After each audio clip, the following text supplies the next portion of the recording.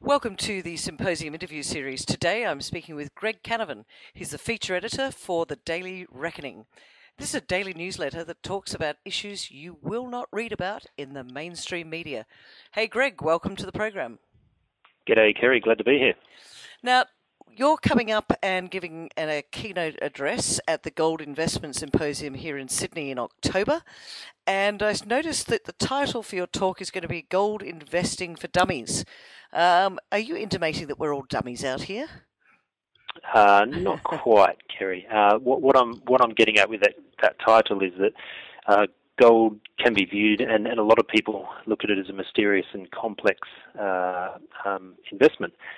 And my presentation is really going to try to boil the issues down to the very basics and explain why you should invest in gold, and sort of peel back a lot of the mystery and a lot of the complexity when it comes to the gold market. And, there's a lot of things with gold where people focus on what's happening in the London bullion market or with the bullion banks or on the COMEX exchange, physical versus the paper demand, all those sorts of things that I think can confuse people and scare them as to why that they're investing in gold for the real reasons or the main reasons I see. And firstly, it's a great diversifier for a portfolio, but also it's a great insurance against financial or systemic financial risk. And I think that's one of the main reasons why people should invest in it, because we've got a lot of, I think, issues coming up in the global economy over the next few years. What do you see as some of those issues that are coming up in the next few years? Because people have been talking about this for a while now, but the world still turns and the share market still goes up, and the gold price, well, it's kind of, when I speak to people, it's, well, why invest in gold? It doesn't give me a return. Yeah, and look, they're all valid points, and I'm certainly not advocating a 100% gold portfolio, but what I am advocating is it should be a part of your portfolio, and personally, and for my subscribers, I talk to them about having upwards of 20% in your portfolio.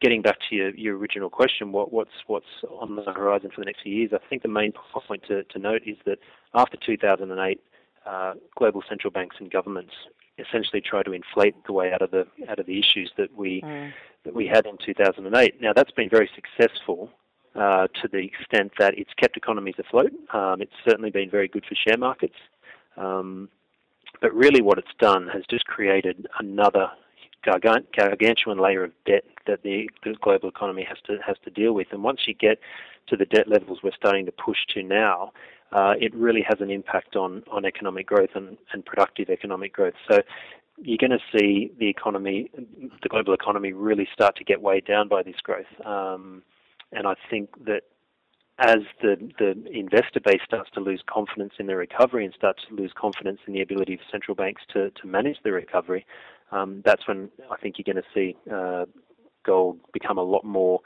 in favour. I mean, for the past couple of years, it's been terribly out of favour, and I think that has a lot to do with the fact that people are confident in central banks. People are confident that the recovery is taking hold, and the memories of 2008 become more and more distant. But in effect, they're still there. The issues are still there, and they won't be going away. And I think that's what people need to remind themselves of. And even though the stock markets have been very good, that's not something that necessarily will persist.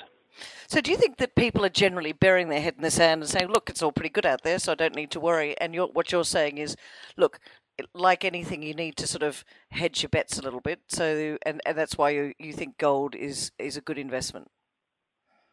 Precisely. I mean, as I said before, you don't need to have 100% of your portfolio in gold.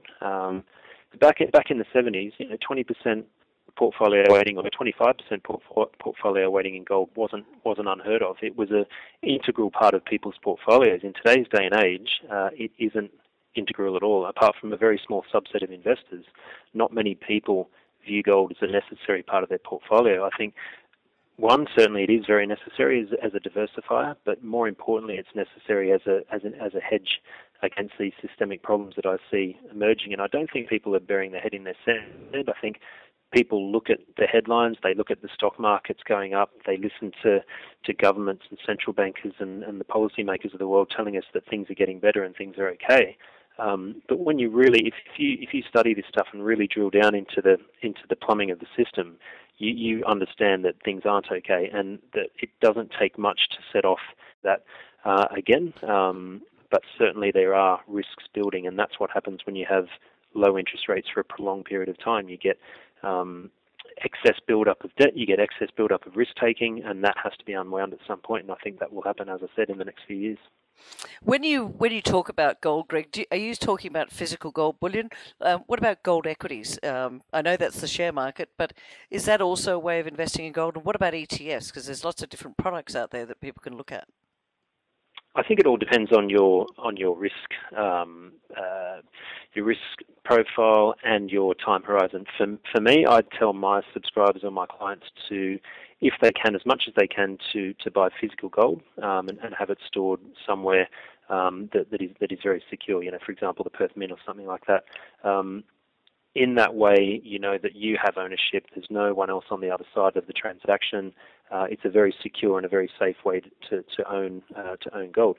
True, you don't get paid a dividend yield, or it doesn't give you anything, but that's the whole point of gold. And it costs you money because you're holding it at the Perth Mint. That there's costs for storage holding costs. Yep, exactly. And there's the opportunity cost of holding a zero yielding asset when there's other assets that yield stuff out there. So, but the point is, it's diversification.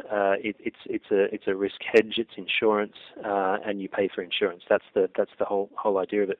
When it comes to equities, it's a different ballpark in terms of risk. You've got management risk. You've got execution risk of getting gold out of the ground, and gold mining is a very difficult business. So, if we got another leg down in the gold price, which I'm not saying is not possible, I think that it's entirely possible. You're going to have a lot of gold mines that are operating right on the cost of production, and their share prices are going to get hit. So, if you're a bit more, if you want to take on a bit more risk, gold equities, I think, certainly looking good value after having three years of almost negative returns. They're looking a lot better value than the broader stock market, but it is a riskier proposition than just gold bullion. Well, I like what you're saying there.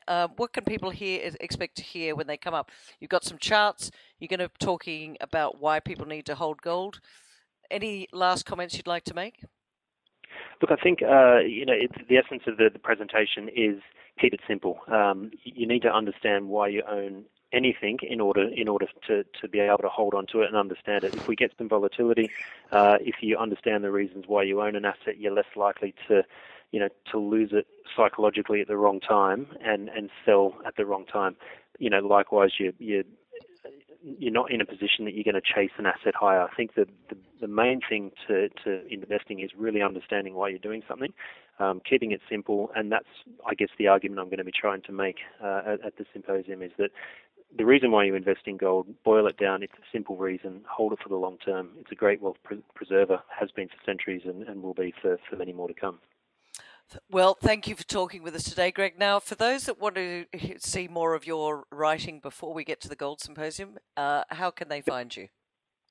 I write regularly in the Daily Reckoning, which is www.dailyreckoning.com.au. And as you said at the start, we try to look at the world's financial issues in a light that you don't really see in the mainstream media. So that's a good introduction to what we do. It's a free daily email, so feel free to sign up and check us out there. Greg, thanks so much for talking to us today, and for our listeners out there, make sure you go and check out dailyreckoning.com.au.